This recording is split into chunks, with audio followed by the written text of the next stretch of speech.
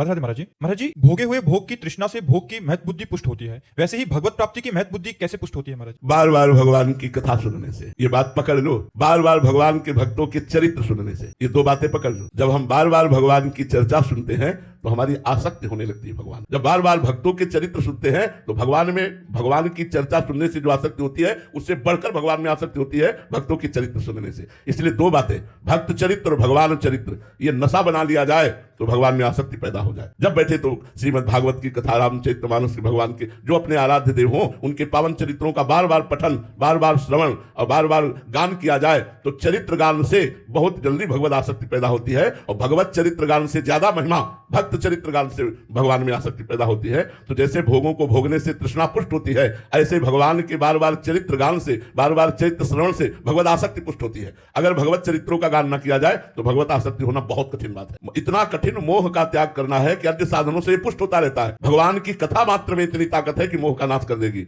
महामोह महिषेष विशाला, राम कथा कालिका कराला। ये विशाल महिषासुर है मोह, इसको मारने के लिए राम कथा जो है ये कालिका कराल स्वरूप है। इसलिए भगवान की कथा जब हम गान करते हैं, श्रवण करते हैं तो हमारे मोह का नाश हो जाता है। और मोह गए बिनु राम पद होई न दृढ़ अनुराग। राम कथा, भगवान की कथा, कृष्ण कथा, भक्त कथा, ये हमें भगवत आसक्ति प्रदान करती है। इसलिए जिसको ये रहस्य पता चल गया वो अपने जीवन में दो बातें पकड़ लेता है, एक तो भगवान का नाम और दूसरा भगवान और भक्तों के चरित्र सुनना। बस इतने से हो जाएगा। दो बातें पकड़ ले, इसी में प्रेम हो जाएगा। भगवान का नाम न छूटने पावे और खूब आशा बसन व्यसन याति नहीं, रघुपति चरित्र होए था सुनाई। भगवान का जहां चरित्र सुनने को मिले, भगवान की लीला कथा सुनने को मिले। हम अपने हृदय की बात कहते हैं। बचपन से संन्यास मार्ग में रहे तो बड़ा ही शुष्क, कहीं ममता नहीं। 13 वर्ष की अवस्था से घर से निकले तो ममता शून्यता ही तो घर से निकालती है। कहीं ममता नहीं, कहीं आसक्ति नहीं, कहीं प्यार नहीं, ना अपने शरीर से ना किसी और के शरीर से, कोई परवाह नहीं, ना भोजन की, न सर्दी की, न गर्मी की, कोई चिंता नहीं। इतना कठोर हृदय हो गया जब उपासना में, संन्यास मार्ग में बस एकांत खंडहरों में, घाटों में पड़े रहना, भगवत चिंतन करना, वो जो हमारा संन्यास का चिंतन,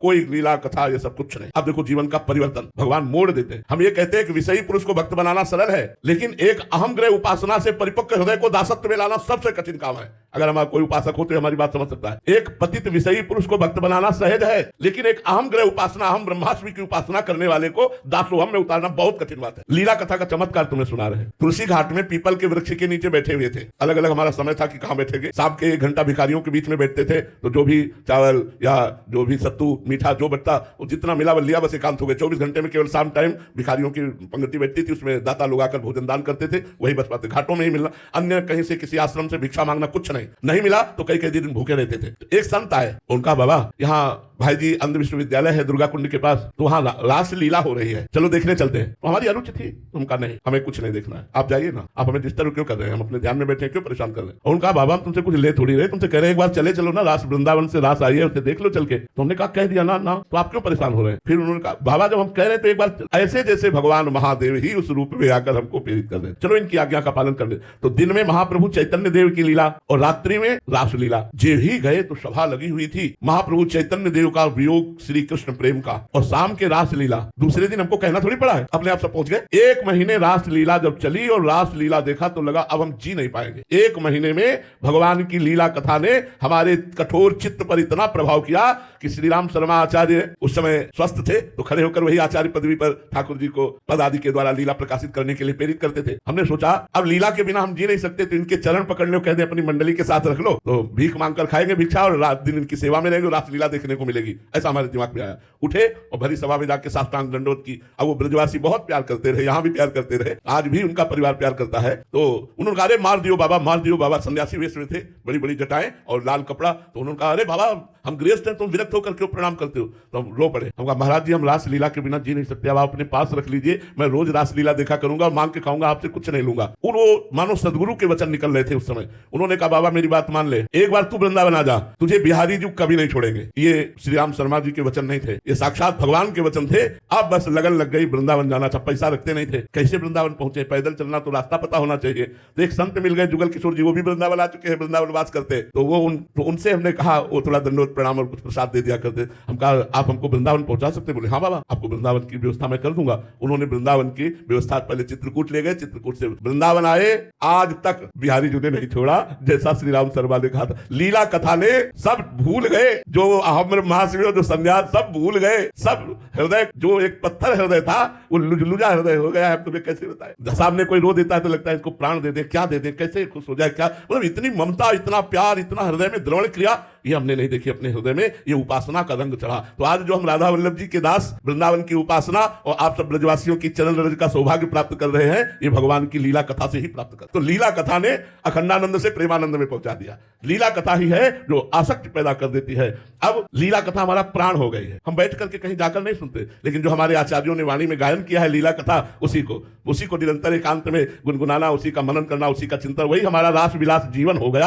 अगर रास ना देखते तो हम परम सत्य कहते, न वृंदावन मिलता, ना हम कभी राधा वल्लभ जी को जानते थे, न कभी राधा नाम जानते थे। ये सिर्फ रास की कृपा से हमें प्राप्त हुआ। तो बहुत से जीवन ऐसे हैं जो भागवत की कथा से, रास की कथा से भगवान में आसक्त हो गए, जो वचनों से आसक्त हो गए। इसलिए हम सबसे प्रार्थना करते हैं, भगवत आसक्ति प्राप्त करना है तो भगवान की लीला कथा को सुनो, भगवान की लीलाओं का चिंतन करो, भगवान के प्रेमी भक्तों के चरित्रों को पढ़ो, तो आपका हृदय बहुत जल्दी परिवर्तन हो जाएगा। श्यामलाल जी, सिरसा, हरियाणा। राधे राधे महाराज जी। महाराज जी, प्रेम और वासना में क्या अंतर है? वासना अगर सद है तो प्रेम में सहायक है, और वासना असद है तो वो दुर्वासना है, वो नरकगामी बना देगी। वासना चाहिए, हम वासना का निषेध नहीं करते, वासना चाहिए। वो भगवत आराधन की वासना होनी चाहिए, धर्म पूर्वक विषय सेवन की वासना होनी चाहिए। असद वासना का त्याग, सद वासना के द्वारा भगवत मार्ग में पहुंचना, फिर सद वासना का भी त्याग, निर्वासनिक। असद वासना का त्याग करना अनिवार्य है। सद वासना भक्ति में सहायक है।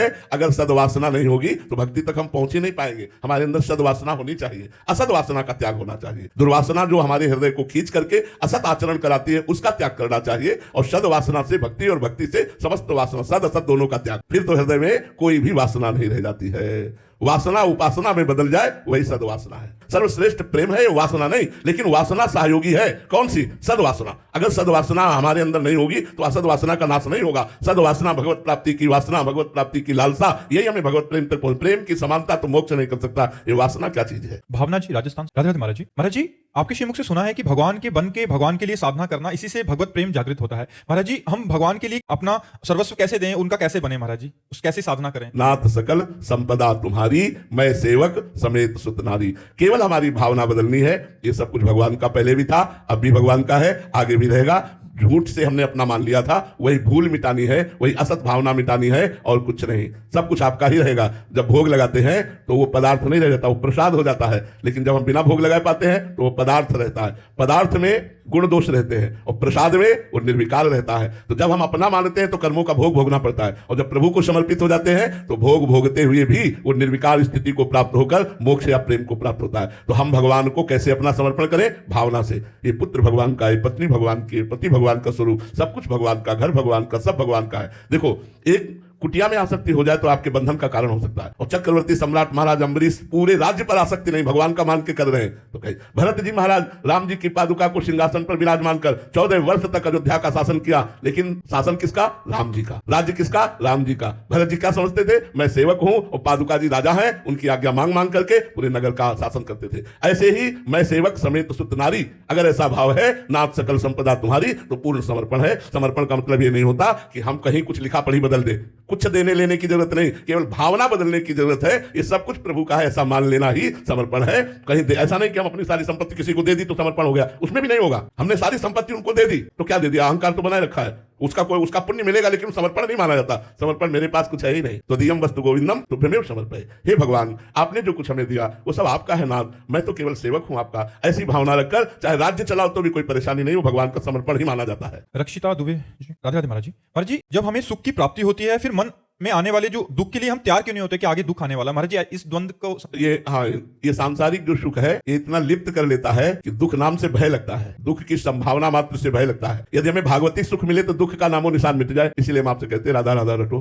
ये सांसारिक कोई सुख है? हमें तो कुछ समझ में नहीं आया कि भगवान कैसे विचित्र लीला के द्वारा सब चराचर जगत को भुलावे में डाले हुए है। इसमें कौन सा सुख, कहां सुख, कैसा सुख? जरा विवेक जागृत करके देखो तो कैसा सुख। अच्छे अच्छे पदार्थ खाओ, 6 घंटे में विष्ठा बन जाते हैं। अच्छे से अच्छा पेय पियो, मूत्र बन जाता है। अगर कहीं भी आ सकती है तो मलमूत्र के भांड शरीर पर आ सकती है। क्या सुख? सुख है कहां? यदि सच्चिदानंद भगवान से चित्त नहीं जुड़ा तो ये सांसारिक कोई सुख है? पुण्य आया तो थोड़ा सा लगाओ सुख में, पाप आया तो दुख, यही चक्र चल रहा है। इसी से ऊपर उठाने के लिए अध्यात्म है। ऐसे सुख को प्राप्त करो जहां दुख की संभावना नहीं। अखंड सुख, अनंत सुख वो भगवान के नाम में है। हरिवंश नाम जे कहे अनंत सुख तेल है, दुराप प्रेम की दशा तहा प्रत्यक्ष देखिए। जो नाम जप करते हैं अनंत सुख की प्राप्ति होती है, लेकिन जाप करके तो देखो, नाम जप करो, अनंत सुख तेल है, दुराप प्रेम की दशा तहा प्रत्यक्ष देखिए। वो धन्य है, वो धन्य है, उसका जन्म सत्य हो गया जो निरंतर नाम जप कर रहा। नाम जप करो, दुख से घबराओ मत। और दुख है क्या? मन का माना हुआ दुख है। कितना तुम्हें कष्ट बताए, लेकिन क्या हम दुखी हैं क्या? हम आपको सच्ची कहते हैं, हम जितना सुखी उतना तुम कोई सुखी नहीं हो। कोई सुखी नहीं हो, अगर है तो कोई रामदास ही होगा, दूसरा नहीं होगा। अगर कोई भगवान का दास ही होगा तो ही सुखी होगा। नहीं, हम कहते हैं हमारा मन, हमें नाचना तो नहीं आता, लेकिन हमारा मन नाचता रहता है। हमारा मन नाचता रहता है एकांत में। हम आपको कैसे बताएं, मन थिरक थिरक के नाचता है कि बलिहार है गुरुदेव, लगा दिया श्री जी में, लगा दिया, नहीं तो दुर्गति हो जाती। अब बड़ा आनंद रहता है, बड़ा आनंद रहता है। तुम्हें कैसे अपनी वाणी से बताएं, एकदम आनंद, चकाचक आनंद रहता है। हर समय एक आनंद रहता है। उसी आनंद के बल से हम आपके सामने बैठे हुए हैं। इसलिए हम कहते हैं इस दुख को किंचन मात्र भी दुख का अनुभव न कराना, ये राधा नाम का चमत्कार है। इसीलिए सबसे कहते हैं राधा राधा जपो, दुख की परवाह न करो। बड़े से बड़ा दुख भी आनंद दे के ही जाएगा, दुखी करके नहीं जाएगा। आप राधा राधा जपो। पूर्वी जी, राधे राधे महाराज जी। महाराज जी, मैं कितनी भी कोशिश कर लूं, कभी कभी मुझे द्वेष की भावना हो जाती है मेरे हृदय में। मैं खुद पर कैसे काम करूं ताकि मुझे सबके लिए प्यार महसूस हो? वैसे आध्यात्मिक उत्तर, यदि आप जहां द्वेष हो वहां बार बार मन से प्रणाम करो कि श्री भगवान आप भी यहां विराजमान हो।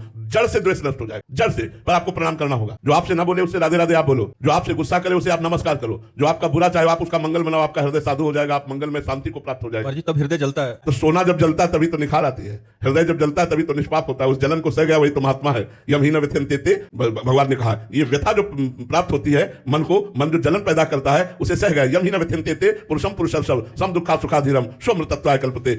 काम आया, क्रोध आया, ईर्ष्या आई, द्वेष आई, इसके प्रतिकूल आचरण करने पर हृदय जलता है। उस जलन को जो संभाल गया वही महात्मा हो जाता है। जी, उसको मतलब अंदर से प्रणाम करके या सामने से तो अहम में चोट पहुंचती है। तो अहंकार ही तो नष्ट करना। अहंकार में तो काम, क्रोध, लोभ, राग, द्वेष ये रहते हैं। और किसमें रहते हैं? इसी घर को तो उजाड़ना है हमको। अहंकार रूपी घर को उजाड़ दो, निर्विकार हो गए। इसी महल में रहते हैं सारे दोस्त। अंतःकरण के अहंकार में ही ये जितने विकार हैं सब रहते हैं। उसी को तो नष्ट करना है। इसीलिए सबको प्रणाम करना है। सीए राम में सब जग जानी, करो प्रणाम जोरी जुग पानी। तभी आप निरहंकार होगे, तभी आप महान बनोगे, तभी आप हृदय में आनंदित होगे। नहीं तो राग द्वेष होता रहेगा, संसारिकता बढ़ती रहेगी। एक बार प्रणाम करने से मान जाए तो ठीक है, फिर ऊपर से और ज्यादा तो हम और प्रणाम करेंगे, हम और प्रणाम करेंगे। हमारा प्रणाम बंद नहीं होगा, उसका राग द्वेष बंद हो जाएगा। तो हमें चाहिए, हम लोग आध्यात्मिक हैं, यदि हमसे कोई द्वेष करे तो भी हम उससे द्वेष न करें। अपनी तरफ से द्वेष करना तो बनता ही नहीं है। सब में श्री भगवान विराजमान है। ये हम आध्यात्मिक उत्तर देते हैं। और ये कभी मत सोचिएगा कि यदि हम द्वेष करने वाले को क्षमा करते रहेंगे तो द्वेष करता ही रहेगा। नहीं, हमने आज देखा है वो प्रेम करने लगेगा, वो द्वेष नहीं करेगा, प्रेम करने लगेगा। क्षमा में बहुत बड़ी सामर्थ्य है और क्षमा सामने वाले को तुरंत बदल देती है। एक नाथ स्वामी गंगा स्नान करने जाते थे। गोदावरी गंगा के अवगाहन का सौभाग्य रोज प्राप्त करते। तो वहां ऊपर से एक विधर्मी वास करता था। उसने देखा है महात्मा गंगा स्नान करके थूक दिया। वो फिर स्नान करने गए, फिर लौट के फिर थूक दिया, फिर स्नान करने 100 बार थूका, 100 बार स्नान करने गए, 100 बार ना तो कुछ बोला ना देखा उसके ऊपर की तरफ। क्षमा ने उसके हृदय का परिवर्तन कर दिया। एक नाथ जी की क्षमा ने उसके हृदय का परिवर्तन किया। वो नीचे उतर कर आया और साष्टांग दंडवत हुआ, हमारा क्षमा कर दीजिए। बोले क्यों भैया, क्या गलती हुई? बोले मैंने 100 बार आप पर थूका। भैया ये तो हमारे ऊपर कृपा की। एक दिन में एक बार स्नान करते थे, आपकी कृपा से 100 बार स्नान हो गया। इसमें तो आपने हमारे ऊपर कृपा ही की। वो रो पड़ा कि ऐसे निर्मल महात्मा का मैंने अपराध किया। क्षमा ने उसका परिवर्तन कर दिया। अगर क्षमा ना करते और एक बार भी बार बार थूकता क्यों है, तो वो और थूकता, वो और दुष्टता करता। क्षमा में इतना बल है कि दुष्ट की दुष्टता को मिटाकर उसे साधुता में ले आना। ये क्षमा आध्यात्मिक बल है, ये महान बल है। इसे सबको प्राप्त नहीं होता, सत्संगियों को प्राप्त होता है क्षमा करना। नहीं तो एक गाली दे तो 2 गाली देने का मन होता है। जब एक गाली दे हम राधे राधे करके निकल जाए, यही हमारी आध्यात्मिकता है। क्षमा करना कमजोरी नहीं, बहुत बड़ा बल, बहुत बड़ा बल। क्षमा बलवान होता है, वो तो कमजोर होता है जो क्रोध करता है। क्षमा बलवान होता है। अंशु टंडन जी, पुणे से। राधे राधे महाराज जी। महाराज जी, श्री राधा बाबा और श्री भाई जी महाराज दोनों ही गोरखपुर की गीता वाटिका के उच्च कोटि के संत थे। उनकी पहली भेंट के बारे में कहा जाता है कि जैसे ही श्री राधा बाबा गीता वाटिका आए और भाई जी महाराज जी से मिले, तभी से श्री राधा बाबा जी के अद्वैत जीवन वेदांत विचारधारा एकाएक श्री राधा कृष्ण भक्ति में परिवर्तित होती गई। महाराज श्री कृपा करके उस भक्ति रस के बारे में हम लोगों को भी बताएं, जिससे बस पल भर के ही क्षण में भगवत प्राप्ति के मार्ग खुल जाते हैं और संत जन आजीवन उस रस का अनुभव करते हैं। ये सबको नहीं मिलता, ये जन साधारण बात नहीं है। बहुत जन्मों की कमाई के बाद ऐसा संयोग बनता है। ये कोई ऐसा थोड़ी एक छू लिया तो हो गया। भाई जी ने कितनों को छुआ होगा, केवल राधे बाबा को छुआ क्या? वो तो ऐसे दैन्य महापुरुष थे। भाई जी ने केवल राधे बाबा के चरण छुए क्या? इसमें तैयारी राधा बाबा की। भाई जी के हृदय की पूछो तो पूरे विश्व को राधा कृष्ण का प्रेम प्रदान करने के लिए हर समय उत्साहित रहते थे। लेकिन पात्र तो मिले। राधा बाबा की तपस्या, राधा बाबा का ज्ञान, राधा बाबा की पवित्रता, राधा बाबा की जन्म जन्मांतर का भजन, अब फलीभूत होने को हुआ तो निमित्त बनाया श्री कृष्ण ने पूज्य भाई जी महाराज को, और ये ही चरण स्पर्श के बदल दिया। किसने? श्री कृष्ण ने। स्वयं श्री कृष्ण सामने साक्षात खड़े हैं। जहां सोहम की वृत्ति चलती थी वहां श्री कृष्ण के दास सोहम की वृत्ति आ गई। ये सारा का सारा खेल राधा बाबा का है। हमारी बात मानो ना, हम भाई जी के दास हैं, लेकिन इसमें सारा का सारा खेल उस पूज्य महापुरुष की है जिसने जीवन को राख बना, जिसने जीवन को अपने राख बना दिया, और भाई जी ने जो भी छुआ उस राख को सोने में बदल दिया। तो ऐसा राख कौन बनना चाहता है? सब राधा बाबा जैसी अहम वृत्ति को शून्य करके भगवदाकार वृत्ति को, एक सेकंड के लिए भी भगवत विस्मरण नहीं था बाबा का, एक सेकंड के लिए भी। पहले ही इतनी आत्मनिष्ठा थी कि जब पूज्य श्री जयदयाल गोविंदका जी ने कहा कि भाई जी से हनुमान प्रसाद पोद्दार जी से मिले, तो उनका मुझे किसी से मिलने की कोई आवश्यकता नहीं, बाबा के वचन पढ़ लेना। जब पूज्य जयदयाल गोविंदका जी ने कहा कि एक बार आप भाई जी हनुमान प्रसाद पोद्दार जी से मिलिए, तो तुरंत बाबा के वचन थे कि मुझे कभी भी किसी से मिलने की कोई आवश्यकता नहीं, क्योंकि परिपूर्ण ज्ञान से थे, परिपूर्ण तप से थे। अब यहां लीला होनी थी, अब यहां लीला होनी थी कि बाबा को प्रेम रस में डुबोना था, तो श्री कृष्ण रूप भाई जी महाराज वह चमत्कार प्रकट कर दिए। अगर भाई जी के चरण स्पर्श की बात कहो तो गीता वाटिका में पता लगा लो लाखों के चरण भाई जी ने स्पर्श किए होंगे, क्योंकि सब भारत के विश्व के संत महात्मा जाते थे और भाई जी गृहस्थ वेश में थे, इसलिए सबके चरण छूते थे। क्या किसी को जैसा राधा बाबा का अनुभव हुआ वैसा किसी को हुआ? नहीं हुआ। इसमें प्रधानता राधा बाबा की। राधा बाबा का जो जीवन है, भाई जी के प्रति जो समर्पण राधा बाबा का है, वो देखने योग्य है। भाई जी का शरीर पूरा हुआ, जहां चिता लगी वही पूरा जीवन निर्वाह किया। जहां भाई जी बैठे वही बाबा बैठे, जहां भाई जी सारा कर दिए वही बाबा किए। ऐसा समर्पण। हम तो देखो श्री कृष्ण की महिमा तो अमोघ है ही, लेकिन उनसे बढ़कर उनके दासों की महिमा है, उनसे बढ़कर उनके दासों की महिमा है। तो भाई जी की महिमा तो है ही, लेकिन भाई जी से बढ़कर के पूज्य राधा बाबा की यहां महिमा है। उनका समर्पण, उनकी तपस्या, उनका भजन, उनका त्याग, उनका अपनापन भाई जी को दे देना, ये सब बड़ी बात है। तो सब न भाई जी हो सकते हैं और न सब राधा बाबा हो सकते हैं। इसलिए भजन करो और इनकी चरण रज की याचना करो कि ये कृपा करें, यत्किंचित राधा माधव में प्रेम हो जाए। ना भाई जी बन सकते ना राधा बाबा बन सकते। बचपन से राधा बाबा की जो साधना है वो पूर्व जन्म से चली आ रही है। छूते ही काम बन गया, छूते। जैसे पूज्य जगदीश बाबा गौरांग दास बाबा को ऐसे ऐसे क्या देख रहे वृंदावन, और दिव्य वृंदावन, दिव्य गौवे, दिव्य सगा, क्या उन्होंने किसी को पहली बार छुआ था क्या? सैकड़ों वो भजन देखो गौरांग दास बाबा का, समर्पण देखो गौरांग दास बाबा का, प्रियता देखो बाबा के प्रति गौरांग दास बाबा की। वो चीज पात्रता, पात्र है तो रस पिलाने वाला पिला रहा है। हमारे को इन दोनों महापुरुषों की चरण रज की वंदना करके याचना करनी है कि आपकी कृपा से यत्किंचित राधा माधव में प्रेम हो। रामशंकर कुमार जी, पटना बिहार से। राधे राधे महाराज जी। महाराज जी, प्रेम लक्षणा भक्ति को पाने के लिए साधक का दिनचर्या कैसा होना चाहिए और कौन कौन से दोष या अपराध से उसको बचना? पहली बात तो प्रेम लक्षणा भक्ति प्राप्त करने के लिए सदगुरु की शरण। राम कृपा नासई सब रोगा, जब यही भांति बने संयोगा। सदगुरु वैद्य वचन विश्वासा, और संयम यह न विषय के आशा। पहली बात तो भगवान की विशुद्ध कृपा उस पर होती है जो प्रेम लक्षणा भक्ति के मार्ग में चलना चाहता है। प्रथम हृदय श्रद्धा जो करे, आचार्य जन जाई अनुसरे, जहां जहां हरिवंश। जो प्रेम लक्षणा भक्ति के आचार्य हैं, पहले उनकी शरण होनी चाहिए। अगर हम आचार्यों की शरण में नहीं है तो भगवत प्रेम लक्षणा भक्ति का प्रादुर्भाव होना असंभव है। इसीलिए कहा प्रथम हृदय श्रद्धा जो करे। जो प्रथम हृदय में इस बात पर श्रद्धा कर ले कि बिना आचार्य कृपा के प्रेम लक्षणा भक्ति प्राप्त होना असंभव है। जैसे हमें सहचरी भाव की उपासना करनी है, सहचरी भाव का प्रेम प्राप्त करना है, तो स्वामी हरिदास जी महाराज, हरिवंश महाप्रभु जी, हरिराम व्यास जी, ये महापुरुष प्रकट हुए हैं इसी भाव को प्रकट। हमें ठाकुर जी का सखा भाव प्राप्त करना है तो श्री वल्लभाचार्य जी भगवान, उनके द्वारा बाल भाव और सख्य भाव दोनों भाव की पुष्टता की गई। हम अगर आचार्य की शरण में नहीं है तो मनमानी साधना करके प्रेम प्राप्त कभी नहीं कर सकते। यह गुण साधन ते नहीं हुई। जो प्रेम है ये साधना से प्राप्त नहीं हो सकता। ये तुम्हारी कृपा पाओ कोई जो आचार्य की शरण में है। बिना महापुरुषों की शरण लिए हम भगवत मार्ग में चल ही नहीं सकते। वो केवल नाटक होता रहता है, साधन होता है विषय, और साध्य होता है श्री भगवान उसका जो आचार्य शरण में होता है। जो मनमानी आचरण करता है तो साध्य बन जाता है विषय और साधन हो जाते हैं भगवान। वो जीवन भर साधना करता है लेकिन प्रेम का स्फुरण नहीं होता। तो प्रथम हृदय श्रद्धा जो करे, आचार्य जन जाय अनुसरे, आचार्यों का जो आदेश है उसके अनुसार चले। दूसरी बात, रसिकन की सेवा जब हो। क्यों? क्योंकि एक अहम और मम, ये दो बंधन हमें फांसे हुए हैं। अहम और मम, मैं और मेरा, ये माया का बंधन इतना सुदृढ़ है कि बिना गुरु कृपा के, बिना रसिकों की कृपा के, बिना भगवत प्रेमी महात्माओं की कृपा के ये साधना से और पुष्ट होता है, नष्ट नहीं होता। और जब तक ये अहम रहेगा तब तक प्रेम प्रकट नहीं होगा। अहमता और ममता, ये दो बातें इतनी जोर की हैं कि ये अगर पलट जाए, दोनों प्रभु की तरफ हो जाए तो हमारी बात बन जाए। एक अहमता ममता ये जग में है दुखदाई, और ये जब श्री जी की ओर लगे तो होत परम सुखदाई। ये जब श्री जी की ओर लगे तो होत परम सुखदाई।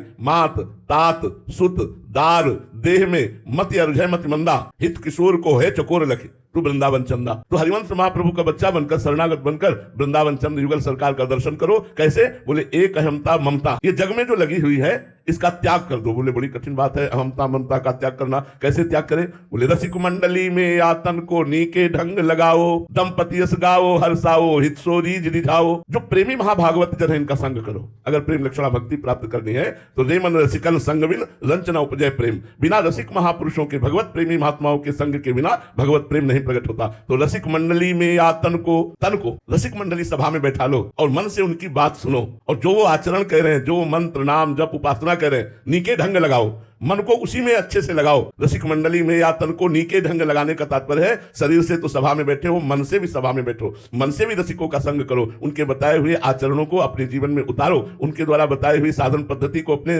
जीवन में उतारो। रसिक मंडली में या तन को नीके ढंग लगाओ, दंपति यश गाओ हर्षाओ हित सो रीझ रिझाओ। प्रिया प्रीतम का यश गाओ और नाचो। अरे जीवन में वो मस्ती जो ला दी है तो भगवत चरित्रों का खूब गायन करो, खूब श्रवण करो, नाम कीर्तन करते हुए नाचो। मंजीरा बजाकर ताली बजाकर भगवान नाम कीर्तन करते देखो रोना आ जाएगा। अपने कमरे को बंद करो, खिड़कियों में पर्दा कर दो, कोई देख ना पावे, और फिर मंजीरा उठाओ और फिर नाम कीर्तन राधा राधा राधा और भाव से करो। अगर रोना ना आ जाए तो हमें कहना। नाम के दंपति यश गाओ हर्षाओ हित सो रीझ रिझाओ। देवन को दुर्लभिया देही तैने सहजी पाई, मन भाई निधि पाई फिर क्यों जान बूझी बिसराई। अब नहीं, अब देरी मत करो। मनुष्य शरीर मिल गया है, सदगुरु आचार्य की शरण में होकर उनके द्वारा बताई हुई अब जो कहा करे हम सोई, ऐसे लिए चले निज दासी, मन कर्म वचन त्रिशुद्ध सकल मत, हम श्री हित हरिवंश उपासी। जो आचार्य आदेश करे, जो गुरुदेव आदेश करे, उस पर यदि हम जीवन को लगावें तो हमारा काम। सबसे बड़ा बंधन प्रेम न प्राप्त होने का कारण अहमता और ममता है। इसलिए भगवान श्री राम जी ने कहा सबकी ममता ताग बटोरी, मम पद मन बांधे बड़े डोरी। कहीं ममता न रह जाए किसी वस्तु व्यक्ति स्थान में, और कहीं अहंकार न रह जाए। देहाभिमान, विद्वता का, जाति का, कुल का, अगर कोई भी किंचन मात्र अभिमान रह जाता है तो भक्ति नहीं आएगी। प्रेम की तो बात जाने दो, साधारण भक्ति नहीं आएगी। विद्या रूप महत्व कुल धन जौबन अभिमान सटकंटक देखे जहां रहे न भक्त निदान, रहे न भक्त निदान स्वांग सम नगर नारी के, विषयन हाथ बिकाए नहीं रिझवल भरतार के। जिसके अंदर यह अहंकार होता है जाति का, कुल का, विद्या का, महत्व का, प्रतिष्ठा का, धन का, उसके हृदय में भक्ति जागृत नहीं होती। ये बड़े बड़े कांटे जहां होते हैं भक्ति महारानी के कोमल चरण वहां नहीं पधारते। वो भक्ति का स्वांग करके पाखंड करके विषयी पुरुषों से धन अटता रहता है, विषय अटता रहता है। वो भरतार श्री हरि को रिझाने की योग्यता नहीं रखता, जिसके अंदर कोई भी अभिमान होता है। भगवान को रिझाने के लिए दैन्य चाहिए, और वो दैन्य भक्तों के संग से आता है। जब हम भगवत प्रेमी महात्माओं का संग करते हैं तो सारा का सारा अभिमान हमारा नष्ट हो जाता है। इसलिए आचार्य की शरण में होकर, गुरु की शरण में होकर उनके बताए हुए मार्ग से चले। और अहमता में ही काम क्रोध लोभ दोष है। अहमता और ममता शून्य होने के लिए हम भगवान नाम जप करें, लीला गायन करें, संतों का चरणामृत, संतों की चरण रज, संतों की आज्ञा का पालन, निश्चित काम बन जाएगा, निश्चित भगवत प्रेम हो जाएगा। इसके अलावा कोई उपाय नहीं। रहो गणित तत्तपसा न याति न चेत्या न निरूपणात् ग्रहात्वा न छंदसा नैव जलामि सूर्यो बिना महत्पाद रजोभिषेकम। ये भगवत प्रेम या ब्रह्मबोध तपस्या से नहीं होता, न बड़ी बड़ी यज्ञ करने से होता है, न सूर्य चंद्र अग्नि ग्रह उपासना से होता है, इनसे नहीं होता। ये महापुरुष की उपासना से होता है। जब भगवत प्रेमी महात्मा की आज्ञा का पालन करते हैं तो उनकी चरण रज का दासत्व जब प्राप्त होता है तो उनके चरण रज के अभिषेक से सारा अभिमान नष्ट हो जाता है। हमारे हृदय में भगवत प्रेम या ब्रह्मबोध की आकांक्षा प्रकट हो जाती है।